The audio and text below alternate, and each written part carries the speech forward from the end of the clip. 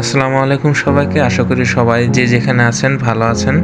আপনাদের দোয়ায় আলহামদুলিল্লাহ আমি অনেক ভালো আছি।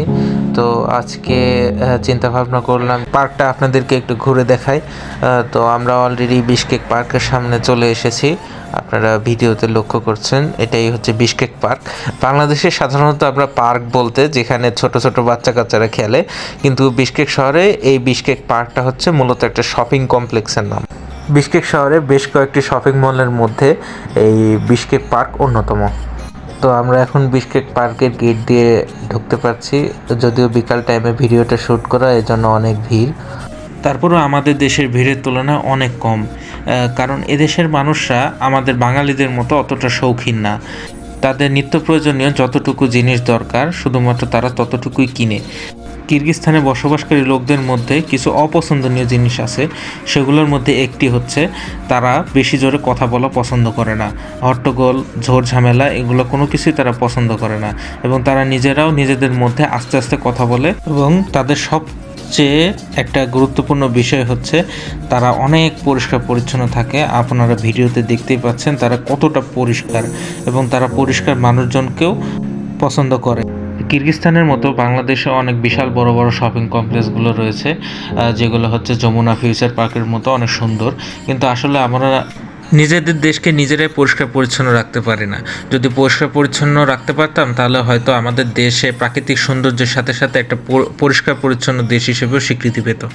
গত ব্লগে আপনারা দেখেছেন যে গ্লোবাসে গিয়েছিলাম, তো আজকে গ্লোবাসের মতো আরেকটা শপিং কমপ্লেক্স যেখানে সব ধরনের সব কিছু পাওয়া যায়, তো সেটার নাম হচ্ছে ফুনজে। তো আজকে আমরা সেখানে যাব।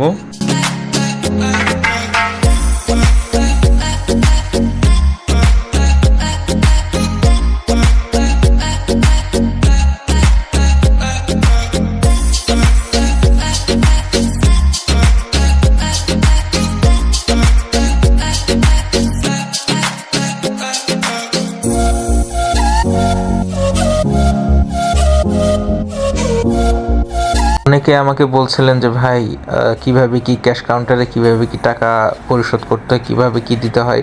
তো তাদের উদ্দেশ্যেই আমি দুটা পাউরুটি কিনে এখন ক্যাশ কাউন্টারের দিকে যাচ্ছি। তো আপনাদেরকে ক্যাশ কাউন্টারের পদ্ধতিটা দেখাচ্ছি। এখানে যত জিনিসই কিনবেন সব জিনিসগুলো কনভেয়ার বেল্টের উপরে রেখে দেবেন। এরপর একে একে সিরিয়াল ওয়াইজ সবারটা টানবে। টেনে নেওয়ার পরে যে যতগুলো কিনছে তার হিসাব বুঝাই দিবে। আমিও তাদের সাথে লাইনে দাঁড়িয়ে আছি।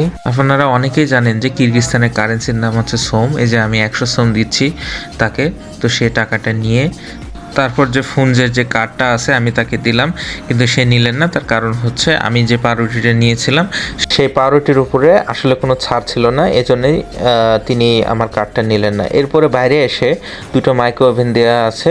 যে খাবারগুলো গরম করার প্রয়োজন আপনারা ইচ্ছা স্বাধীনভাবে এখান থেকে গরম করে নিতে পারেন।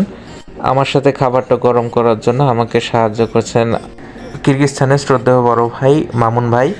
তো আজকের ব্লগ আমি এখানে শেষ করছি। তো আমার জন্য সবাই দোয়া করবেন এবং আমাকে সাপোর্ট করবেন সব সময়। ভালো থাকবেন, সুস্থ থাকবেন। আসসালামু আলাইকুম, আল্লাহ হাফেজ।